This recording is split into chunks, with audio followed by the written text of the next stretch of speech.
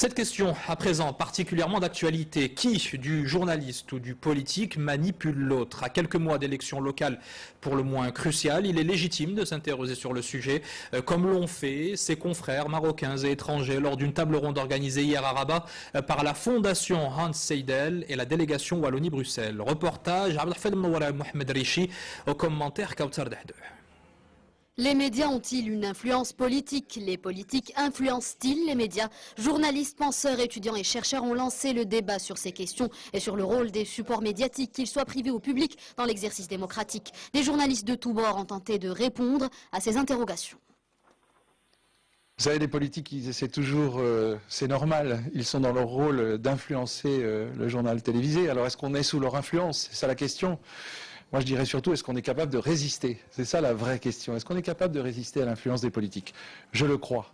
Je crois franchement que, d'abord parce que un journal télévisé, c'est toute une équipe avec toutes les sensibilités. Et je pense que, riche de toutes ces sensibilités d'une équipe qui fabrique le journal télévisé, il y a une sorte d'autocontrôle des uns et des autres qui fait qu'on essaie de faire une information la plus équilibrée possible, qui ne peut pas aller ou d'un bord ou de l'autre. Donc il y a effectivement un certain pouvoir de la presse sur le politique, mais moi je considère que ce n'est pas de la manipulation.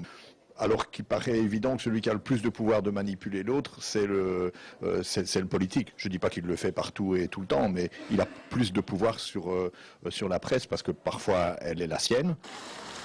Le débat a également porté sur le chemin parcouru par les médias marocains, notamment la presse écrite, ainsi que les médias électroniques qui vivent un climat d'ouverture, à l'image du reste du pays.